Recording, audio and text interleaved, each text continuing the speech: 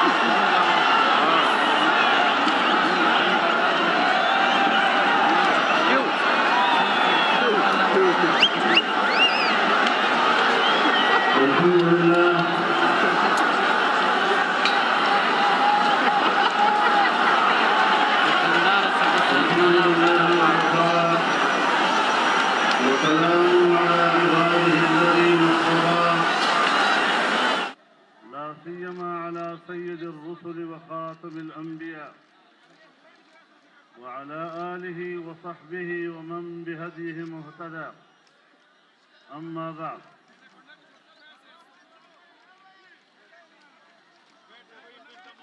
زعماء قوم،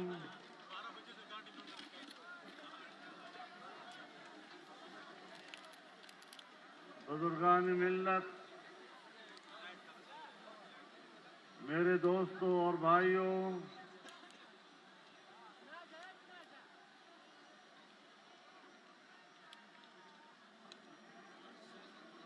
Pakistan democratic movement کے زیر اہتمام کوئٹہ میں اس فقید المثال اجتماع کے انعقاد پر میں اہل کوئٹہ کو اور اہل بلوچستان کو دل کی گہرائیوں سے مبارکباد پیش کرتا ہوں اور صمیم قلب سے آپ کا شکریہ ادا کرتا ہوں.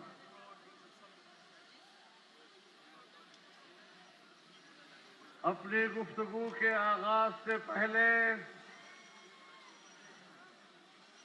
میں ایک قرارداد پیش کرنا چاہتا ہوں اور آپ کا یہ عظیم الشان اجتماع اس سے اس کی تائید چاہوں گا کہ فرانس کے صدر کی حکم پر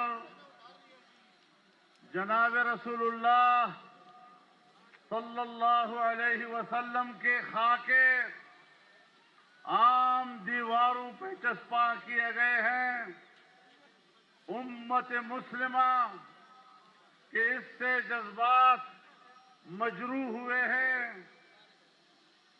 فرانس اور ڈنمارک نے بڑا جرم کیا ہے اور ہم انہیں بتانا چاہتے ہیں کہ مسلمان ایک پرامن قوم ہے، امن کا علمبردار ہے، لیکن آپ کے یہ ناپاک اقدامات انہیں رسول اللہ کی دفاع میں شدت پر مجبور کر سکتا ہے۔ ہم آپ کے اس کیے ہوئے توہین آمیز رویے کی شدید الفاظ میں مذمت کرتے ہیں اور پوری امت مسلمہ ایسے حکمرانوں کے چہروں پر تھوکنا چاہتی ہے جو ہمارے رسول اللہ کی توہین کے مرتکب ہوتی ہے۔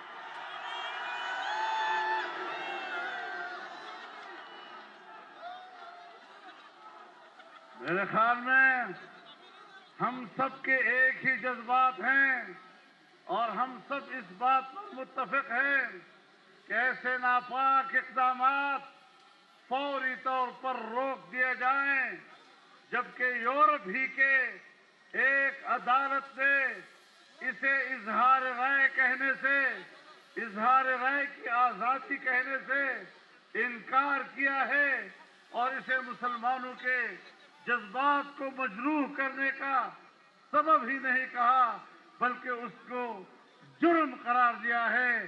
پھر اس قسم کے حرکات جب حکمرانوں کی سطح پر ہوں گے تو یاد رکھو پھر رد عمل بھی آئے گا۔ میرے محترم دوستو، گوجرانوالا اور کراچی کے اجتماعات کے بعد کوئٹہ کا یہ تیسرا بڑا اور فقید المثال جلسہ ہے۔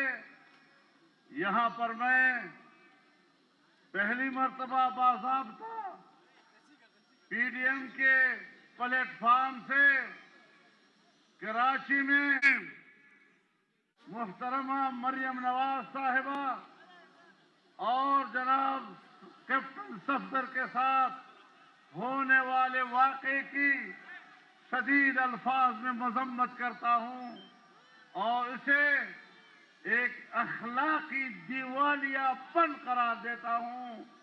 اگر ان کے ذمہ داروں میں کچھ بھی حمیت ہے، کچھ بھی غیرت ہے تو انہیں چلو بھر پانی میں ڈوب مرنا چاہیے۔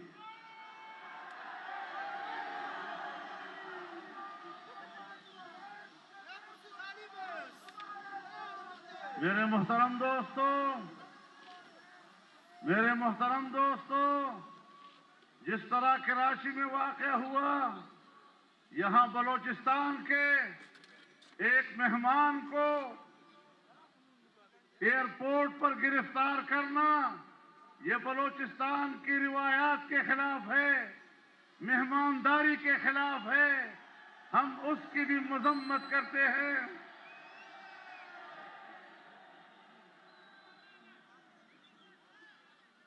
کہتے ہیں مزار قائد پر نعرے لگائے تھے، صفدر کے مزار قائد پر نعرے، یہ تو جرم ہے، اس پر تو کارروائی کی جاتی ہے، لیکن جب لاہور کے مسجد وزیر خان میں شوٹنگ ہوتی ہے اور بے حیا عورتیں اور اداکار مسجد میں آ کر اداکاری کرتے ہیں، فلم بندی کرتے ہیں، مسجد کی حرمت اس وقت میں سمجھ میں کیوں نہیں آتی؟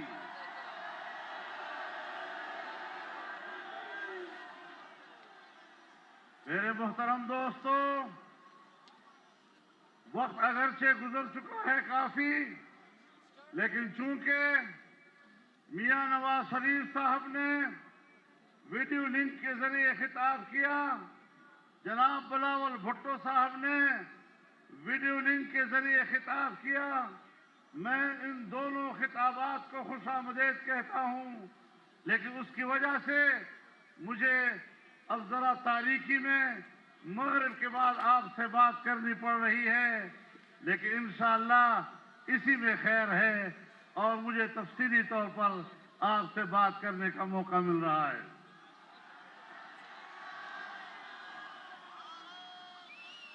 मेरे मोहतरम दोस्तों, 2 दिन हुए जस्टिस फाइल्स ईसा के खिलाफ जो रेफरेंस नाम निहाद काबीना में, विफाकी काबीना में मंजूर किया गया, फिर एक जाली सदर मुमलिकत के पास भेजा गया, फिर उसने उसको अदालत उज़्मा में पेश किया। तवील अरसे तक उसकी समाअत होती रही और अब अदालत ने वो रेफरेंस खारिज ही नहीं किया, बल्कि उसको बदनीयती पर मबनी करार दिया गया और 2 जजों ने यहां तक लिख दिया कि ये इतना बड़ा जुर्म है कि या तो सदर मुमलिकत को मुस्ताफी हो जाना चाहिए और या फिर उनका मुआखजा करके उसको इस मनसब से अलहदा कर देना चाहिए। मैं कहता हूं, अगर कुछ भी अखलाकी अक़दार इस दुनिया में मौजूद है, आपका आईनी जवाब तो पहले ही नहीं था, आपका कानूनी जवाब तो पहले भी नहीं था, लेकिन अदालत के फैसले के बाद आपके पास हुकूमत करने का अखलाकी जवाब भी नहीं रहा है। किस बुनियाद पर तुम काबीना में बैठे हो? किस बुनियाद पर वजीर आजम कुर्सी पे बैठा है? किस बुनियाद पर सदर मुमलिकत के नाम से एक शख्स प्रेसिडेंसी में बैठा हुआ है? आज अदालत उज़्मा का फैसला वाज़ेह तौर पर ऐलान कर रहा है कि पाकिस्तान डेमोक्रेटिक मूवमेंट का मौक़िफ़ दुरुस्त है। ये हुक्मरान जाली हैं, जाली थे और इन जाली हुक्मरानों के खिलाफ अब हमारी तहरीक और भी ज्यादा जोर से आगे बढ़ेगी इंशाअल्लाह।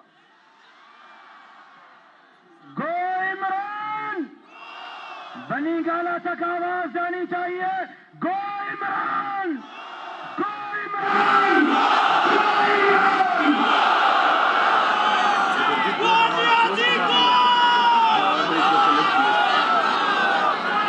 मेरे मोहतरम दोस्तों, मेरे भाइयों, हम आज बलूचिस्तान की सरजमीन पर गुफ्तगू कर रहे हैं। 18वीं तरमीम के जरिए से सूबों को इख्तियारात में इजाफा किया गया और जमीयत उलमाए इस्लाम ने 4 सूबों में ऑल पार्टीज कॉन्फ्रेंसेस मुनक़द करके एक इत्तिफाक राय हासिल कर लिया था कि न हम 8वीं तरमीम में कोई तब्दीली होने देंगे, न सूबों के इख्तियारात में कोई तब्दीली होने देंगे और न ही एनएससी अवार्ड में सूबों के हिस्से में किसी कमी को हम कबूल करेंगे। आज पीडीएम के इस प्लेटफार्म से मैं वाज़ेह ऐलान करता हूं कि कोई माई का लाल ये मत सोचे कि हम छोटे सूबों के हुकूक खत्म कर लेंगे, 18वीं तरमीम में तब्दीली कर लेंगे, एनएससी अवार्ड में कमी लाएंगे। और आज मैं इसमें इजाफा करते हुए ये कहना चाहता हूं कि सिंध हो या बलूचिस्तान, उसके जज़ायर पर बलूचिस्तान और सिंध के अवाम का हक है, इनके बच्चों का हक है। कोई माई का लाल मत सोचे कि वो यहाँ के अवाम के हुकूक पर और अवाम के मिल्कियत पर कब्जा करने की कोशिश करेंगे। ये पाकिस्तान है, ये अवाम का है, ये हम सब का है और हम किसी नादीदा कुव्वत को भी इस बात की इजाजत नहीं दे सकते कि अवाम के हक पर और उसके हक से मिल्कियत पर डाका डालने की कोशिश करें।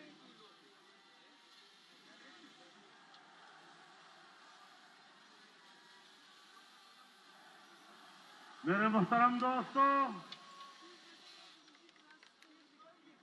हमारे तमाम अकाफरीन ने आपसे बातें की, तफसील से बातें की और उन्होंने पाकिस्तान की तबाहाल मईशत तबाहाल मईशत का तज़किरा किया। मेरे ख्याल में ये एक ऐसी सदाकत है और ये एक ऐसी हकीकत है कि जिसका इनकार नहीं किया जा सकता। मेरे मोहतरम दोस्तों, जब पाकिस्तान मुस्लिम लीग और हमारा इत्तेहाद 5 साल मुकम्मल करके आखिरी बजट दे रहा था, तो हमने अपने बजट में आने वाले साल के लिए सालाना तरक्की का तखमीना 5.5% रखा था। लेकिन इन्ना अहलू ने, इन्ना लायकू ने अगले साल बजट पेश करके पाकिस्तान की सालाना तरक्की के तखमीने को 1.8 पे ले आए। कहाँ 5.5% का तखमीना और कहाँ 1.8 पे। और हमने पिछले साल जब आजादी मार्च किया था, आपका बलोचिस्तान जिस अंदाज में उसमें शरीक हुआ था, आपका मेरे ऊपर कर्ज है कि मैं आपकी खिदमत में हाजिर हूं और आपका तहे दिल से शुक्रिया अदा कर रहा हूं।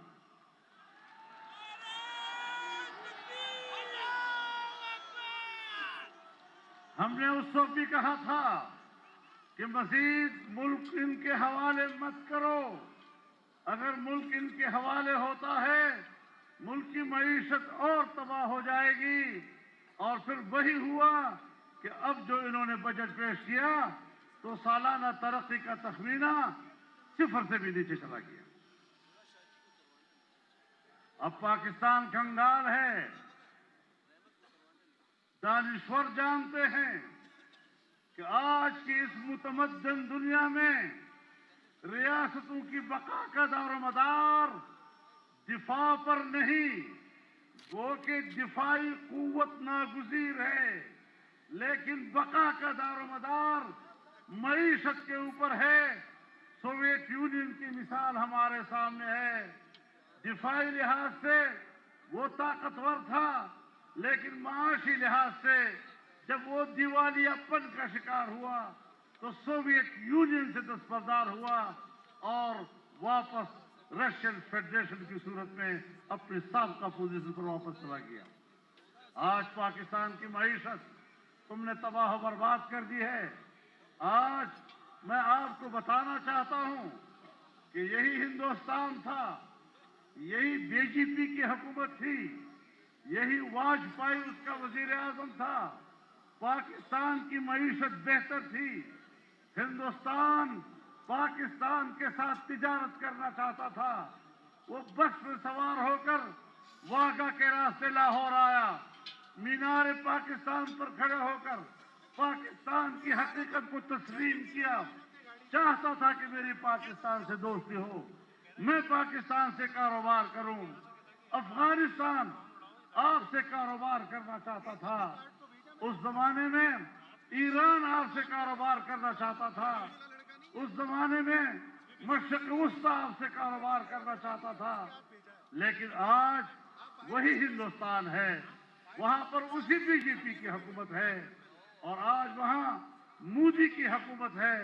लेकिन मोदी का रवैया पाकिस्तान के साथ इतना दुश्मनी का है, इतना मुआनदाना है, जो साफ ये बता रहा है कि पाकिस्तान अब माशी लिहाज से कंगाल हो चुका है और हमारी कमजोरी का फायदा उठाते हुए हिंदुस्तान अब पाकिस्तान का खात्मा करना चाहता है। लेकिन मेरे मोहतरम दोस्तों, एक तरफ हिंदुस्तान का ये रवैया, पिछली हुकूमत में हमने माशी तरक्की के नए रास्ते ढूंढे, हमने चाइना के साथ राब्ता किया और वो चीन जिसके 70 साल हमारे साथ ऐसी दोस्ती रही कि जिस दोस्ती को हिमालय से ऊंची, बहरुल काहिल से गहरी और शहद से मीठी दोस्ती कहा जाता था, आज वो माशी दोस्ती में तब्दील हुई। 70 अरब डॉलर उसने पाकिस्तान में सर्फ किए ताकि यहां सड़कें बने, यहां सनती बस्तियां कायम हों صنعتی علاقے قائم ہوں, یہاں پاکستان میں بجلی کی پیداوار میں اضافہ ہو, ملک کی معیشت مستحکم ہو. لیکن جب ان لوگوں کے ہاتھ میں حکومت آئی, انہوں نے نیا فلسفہ دیا. فلسفہ کیا تھا؟ انہوں نے فلسفہ دیا کہ پاکستان اس طرح کے میگا پروجیکٹس کا متحمل نہیں, ہم سی پیک کے متحمل نہیں ہیں, ہم صنعتی بستیوں کے اور صنعتیں قائم کرنے کی پالیسی نہیں بنا سکتے, ہم بجلی کی پیداوار کی بڑے بڑے منصوبے نہیں بنا سکتے. ہمارے لیے چھوٹے چھوٹے منصوبے چاہیے.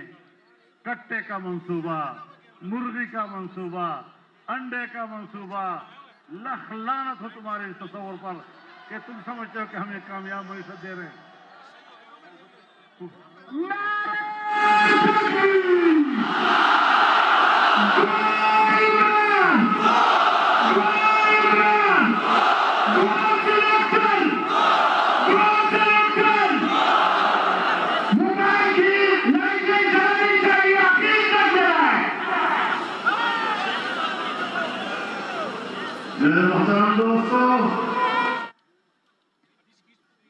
ہم نے آج چائنا جیسے دوست کو ناراض کیا ہے, ہم نے آج سعودی عرب جیسے دوست کو ناراض کیا ہے, جس سے ہر مشکل وقت میں آپ کا ساتھ دیا.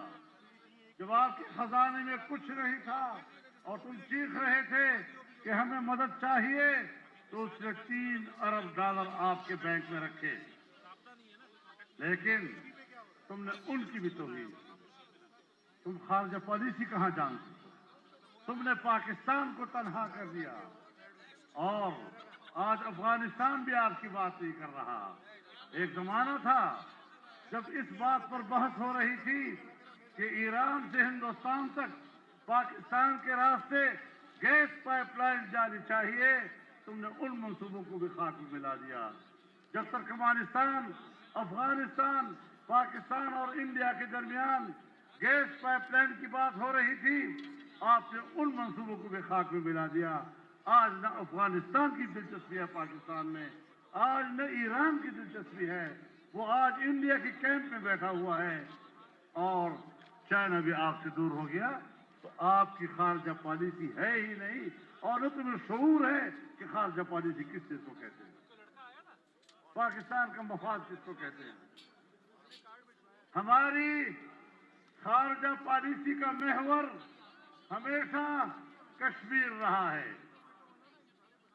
آج ہم بات کرتے ہیں کشمیر کی, تو میں بتانا چاہتا ہوں کہ جو کچھ کشمیر اور گلگت بلتستان کے ساتھ ہو رہا ہے, کیا عمران خان نے خود یہ فارمولہ نہیں دیا تھا کہ کشمیر کو 3 حصوں میں تقسیم کر دو؟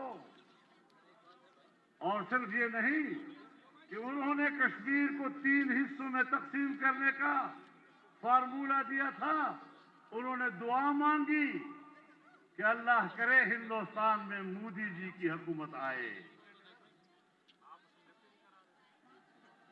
اور پھر جب ہندوستان نے کشمیر کی خصوصی حیثیت کو ختم کیا, تو انہوں نے گھر بیٹھے بیٹھے خاموشی سے اس کو تسلیم کر لیا. یہ کشمیر فروش ہیں, انہوں نے کشمیر کو بیچا ہے.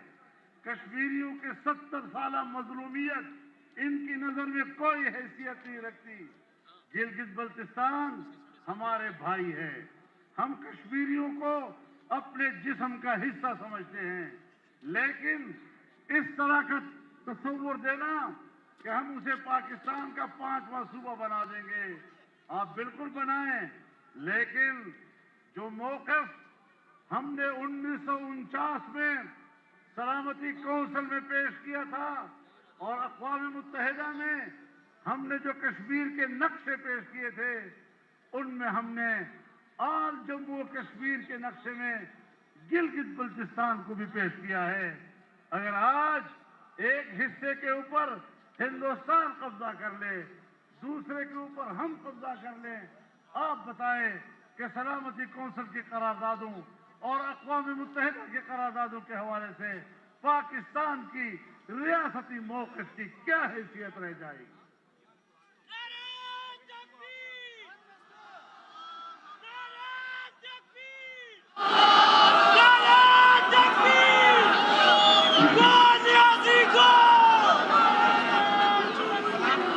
میرے محترم دوستو،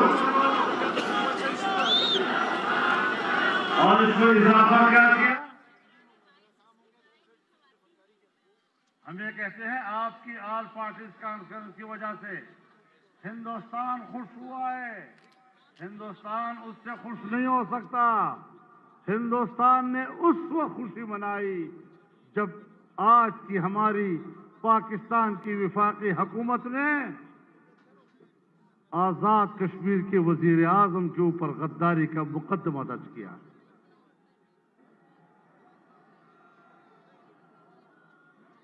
آزاد کشمیر کے وزیر اعظم پر غداری کا مقدمہ درج کرنا، یہ ہے وہ پیغام جو آپ سرحد پار کے کشمیریوں کو بھی دے رہے ہیں اور ہندوستان کو بھی دے رہے ہیں۔ ایک طرف کشمیری ہے جو اب آسمان کی طرف دیکھ رہا ہے کہ ہماری 70 سالہ ان قربانیوں کا کیا بنے گا۔ ہم نے ان کے خون پر سیاست کی، ہم ان کے خون پر اچھلے کودے، ہم نے ان کے خون کو بیچا، ہم نے وہاں کی خواتین کی عصمتوں پہ سیاست کی، ہم نے وہاں کے چھوٹے چھوٹے بچوں کے چہروں سے، ان کے بہکتے ہوئے چہروں سے اچھلتے خون پر سیاست کی ہے۔ آپ مجھے بتائیں کہ اس قسم کی پالیسیوں کے بعد کشمیر کا بچہ ہمارے بارے میں کیا سوچے گا؟ میرے محترم دوستو، اس حوالے سے آپ دیکھ رہے ہیں کہ سی پیک کا کیا حشر ہو گیا، کس طرح ہمارا ایک عظیم الشان منصوبہ آج کٹائی میں پڑ گیا ہے۔ جو حشر پشاور میں بی آر ٹی کا ہوا ہے وہ پورے ملک میں سی پیک کا ہو گیا، اور سی پیک کا ہی نہیں ہوا، جو حشر پشاور کے بی آر ٹی کا ہوا ہے وہ حشر پورے پاکستان کا ہوا ہے۔ میرے محترم دوستو،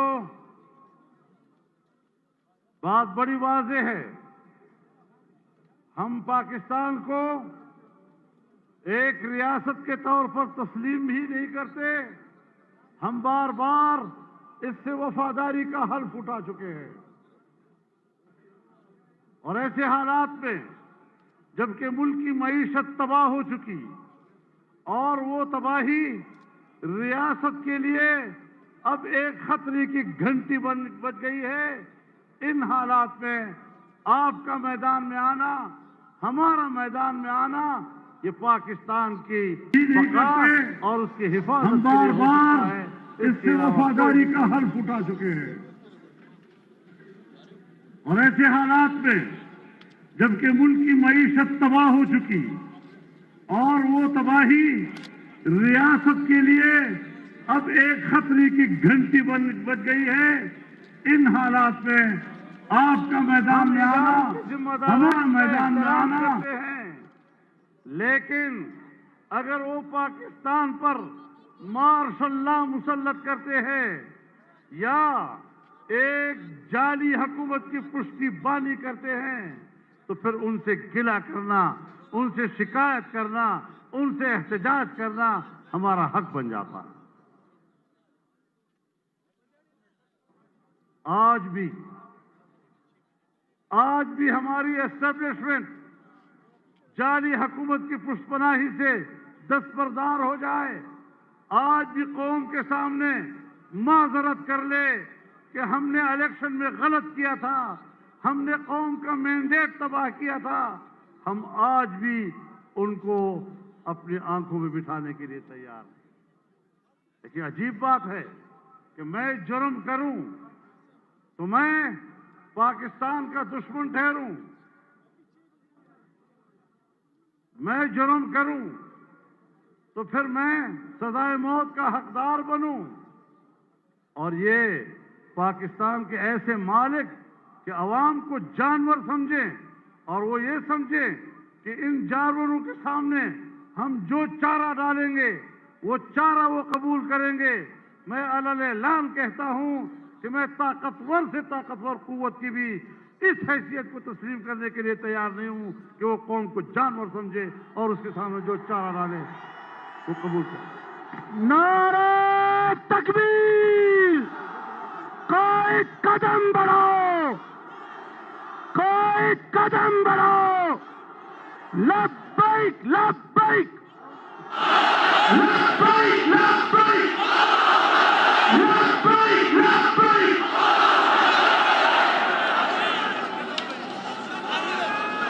ہمیں کہا جاتا ہے کہ ایسے حکمرانی کو تسلیم کرو، ان کی عزت کرو. یا پلان کے مائے پز افریقہ دی ویل مات فیضوان راوا چوئی.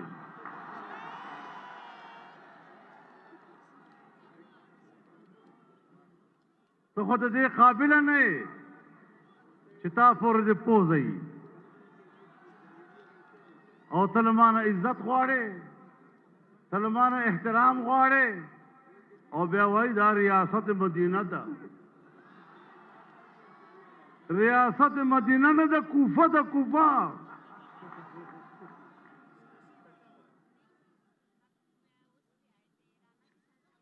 ہم مدینہ مزاج والوں کی، ہم مدینہ مزاج والوں کی زندگی کٹ رہی ہے کوفے میں. واہ واہ واہ! حسینی کردار زندہ کریں گے. میرے محترم دوستو، ہم جن حالات سے گزر رہے ہیں، جس نبی یا مرسل کے ہم امتی ہیں، ان کی ایک شان ہوا کرتی ہے. اس میں ایک کردار حسین کا ہوتا ہے، دوسرا کردار یزید کا ہوتا ہے. ہم حسین کے پیروکار ہیں جنہوں نے یزید کے اقتدار کو کبھی تسلیم نہیں کیا.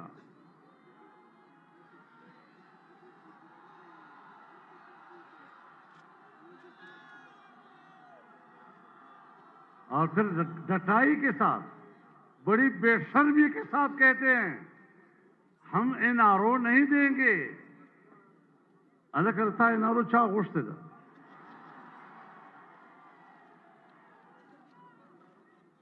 اس خبت این آر او غواڑے انشاءاللہ نبی درگو کا خدا خوش ہوا. این آر او ہماری ضرورت نہیں، این آر او اب تمہاری ضرورت ہوگی. اور تم نے انصاف کے نام پر قوم کو دھوکہ دیا. کہنے لگے نوجوانوں کو 1 کروڑ نوکریاں دوں گا. 1 کروڑ 1 کروڑ نوکریاں سن 1947 سے لے کر آج 72 سال تک پاکستان میں کل نوکریوں کی تعداد 1 کروڑ تک نہیں پہنچی ہے. تم 1 سال میں مجھے کس طرح 1 کروڑ کی نوکری دیتے ہو؟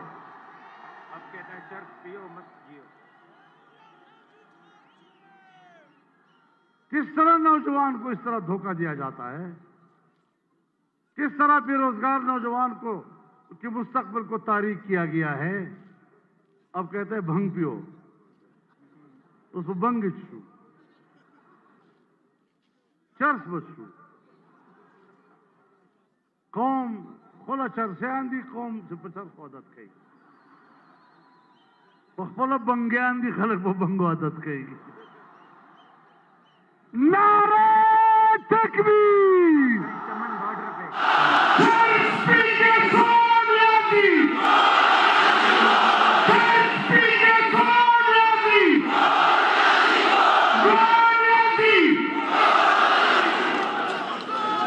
میرے محترم دوستو، چرسیوں اور بھنگیوں کی حکومت ہمیں نہیں چاہیے.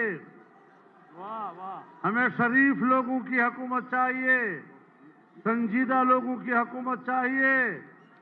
اور یہ جو میں آپ سے باتیں کر رہا ہوں، مجھے پتا ہے کہ کوئٹہ کے گرد و پیش میں کہاں کہاں پر لوگوں کو روکا گیا ہے جو اس جلسے کے برابر کے لوگ ہیں، میں ان کو بھی خطاب کر رہا ہوں، میں ان کو بھی خوش آمدید کہہ رہا ہوں، وہ بھی ہمارے جلسے کے شرکاء ہیں، اور اس سے اندازہ لگا لیا جائے کہ اس طرح آسانی سے ہم پر حکومت نہیں کی جا سکتی۔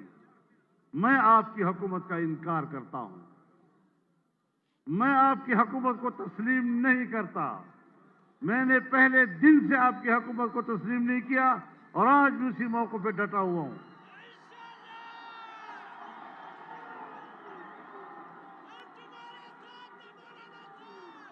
تم نے لوگوں سے روزگار چھین لیا ہے، تم نے 1 کروڑ نوکریاں کیا دینی ہیں، تم نے 26 لاکھ سے زیادہ برسر روزگار ملازمین کو ملازمتوں سے نکال دیا ہے۔ آج بھی اسلام آباد کے ڈی چوک پر کبھی ٹیچرز آ رہے ہیں، کبھی سوشل ہیلتھ ورکرز آ رہی ہیں، کبھی کوئی طبقہ آ رہا ہے، چیخ رہا ہے، چلا رہا ہے، اپنا حق مانگ رہا ہے، تمہیں ان کی چیخو پکار وہ آسمان کو جا پہنچی، لیکن تمہارے ایوانوں میں اس کی آواز نہیں سنائی دے رہی۔ ریڈیو پاکستان سے ملازمین کو نکالا گیا، 2-3 دن ہوئے، پی آئی اے سے ملازمین کو نکالا گیا، لوگوں کو بے روزگار کیا گیا، اور ابھی آپ کے سامنے خواتین اور معصوم بچے کھڑے تھے جو کتبے اٹھائے ہوئے تھے، اپنے پیاروں کے لیے کہہ رہے تھے کتنے کتنے سالوں سے یہ لاپتہ ہیں، خدا کے لیے ہمارے پیارے ہمارے حوالے کیے جائیں۔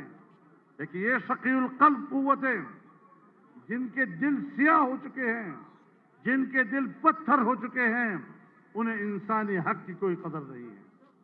میں انسانی حقوق کے عالمی اداروں سے کہنا چاہتا ہوں کہ اگر آپ واقعی انسانی حقوق کے لیے کام کر رہے ہیں تو پاکستان کے اندر یہاں پر جو انسانوں کے ساتھ ہو رہا ہے اور یہاں پر جو انسانوں کے حقوق پامال ہو رہے ہیں، آئے ذرا اس کا آپ خود حساب لے لیں۔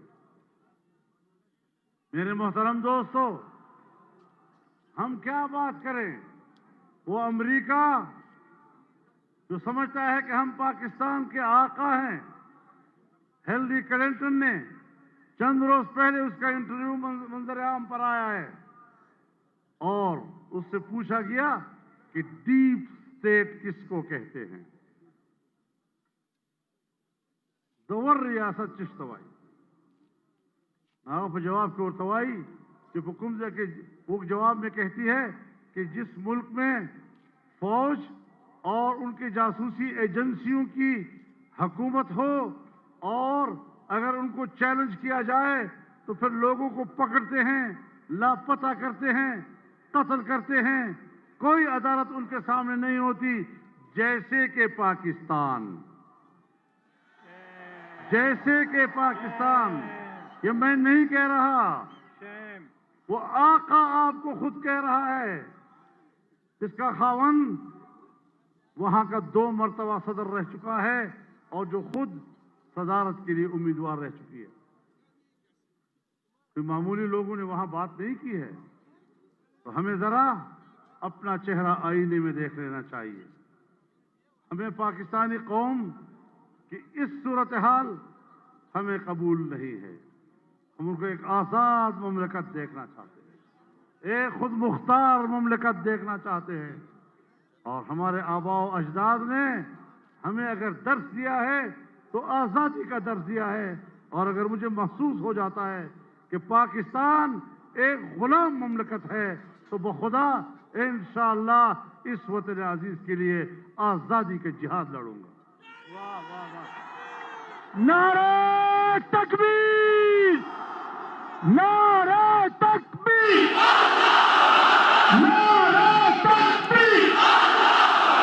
کوئی قدم نہ کوئی قدم نہ کوئی قدم نہ۔ ہم نے ہمیشہ اس وطن عزیز کو ایک خود مختار وطن کہا۔ ہم نے ہمیشہ پاکستان کی داخلی اقتدار اعلیٰ کی بات کی ہے اور ہمیشہ پارلیمنٹ میں اور ہر منصب پر ہم نے پاکستان کی اس حیثیت کا حلف اٹھایا ہے، لیکن اگر ہمیں یہ چیز مخدوش نظر آتی ہے تو پھر اس کو اپنی حالت پر واپس لینا یہ ہمارے آباء و اجداد کا درس ہے جسے ہم بھولے نہیں ہیں۔ میرے محترم دوستو، اب یہ سفر جاری ہے اور جاری رہے گا انشاءاللہ۔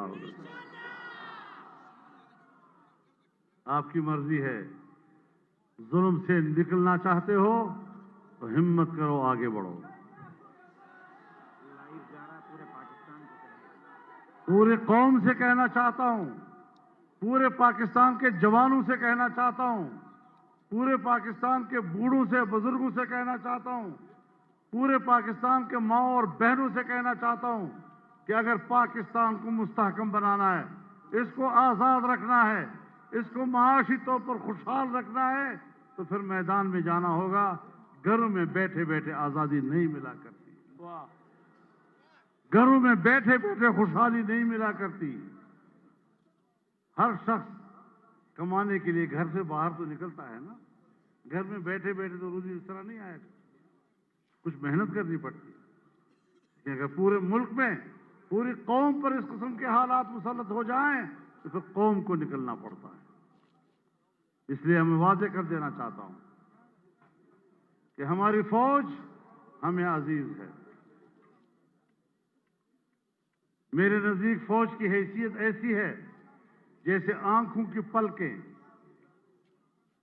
سرگ بانا، آنکھوں کی پلکیں سرحدات، آنکھوں کی سرحدات کی حفاظت کرتی ہے، اور یہ صرف سرحدات پر ہی ہوتی ہے۔